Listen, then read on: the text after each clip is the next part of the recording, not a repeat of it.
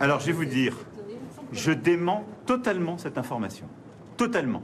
Je n'ai jamais songé initier une telle invitation. Et vous parlez au président de la République qui a assumé de faire passer en Conseil des ministres la dissolution de Soulèvement de la Terre. Donc toute cette histoire m'a mis en colère à un point que vous ne pouvez pas imaginer. Je suis le président de la République qui a proposé de les dissoudre. Le Conseil d'État, et je respecte les décisions de justice, a ensuite cassé cette mesure.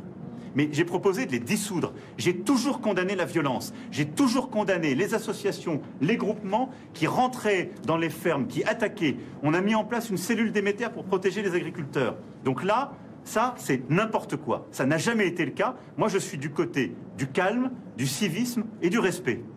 Point. Des sanctions contre ceux qui l'ont proposé? Non, je comprends la colère. Je ne légitime jamais la violence et l'irrespect. Pour qui que ce soit. Il faut être cohérent. Ceux qui disent on ne veut pas des gens qui ne partagent pas nos idées, mais qui les expriment avec violence dans nos exploitations, ne peuvent pas venir le faire au salon non plus. Donc je condamne toutes les violences, quelles qu'elles soient. Il n'y a pas de violence dans la République. On peut exprimer des désaccords, on peut manifester. C'est protégé constitutionnellement. On vote librement, dans la diversité et le pluralisme des opinions. Mais à côté de cela, il y a un respect et il y a un calme. C'est pourquoi toutes les associations qui pratiquent la désobéissance et les attaques de biens privés, la dégradation de biens privés et publics et l'atteinte aux personnes, je les condamne très fermement. J'ai proposé pour certaines, dont Soulèvement de la Terre, leur dissolution. Et je considère qu'elles ont des pratiques inacceptables. Mais de la même manière, quand on a des individus, des groupements qui pratiquent la dégradation, les attaques ou qui sabotent des moments comme le salon, je pense que c'est inacceptable. Est-ce que vous pouvez retrouver la confiance? Vous expliquez à un moment donné qu'il y a eu cette invitation potentielle. Mais je viens de vous répondre, il n'y en a pas eu. Ah si, si.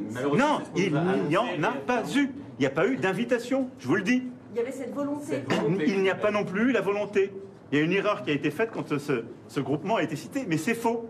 Il y a eu la volonté d'organiser un débat avec toutes les parties prenantes, avec les distributeurs, avec donc la grande distribution, avec les industries agroalimentaires et avec les organisations qui sont dans les conseils. C'est-à-dire les organisations qui ont pignon sur rue, qui sont pacifiques et qu'on retrouve dans les conseils éco-phyto, etc.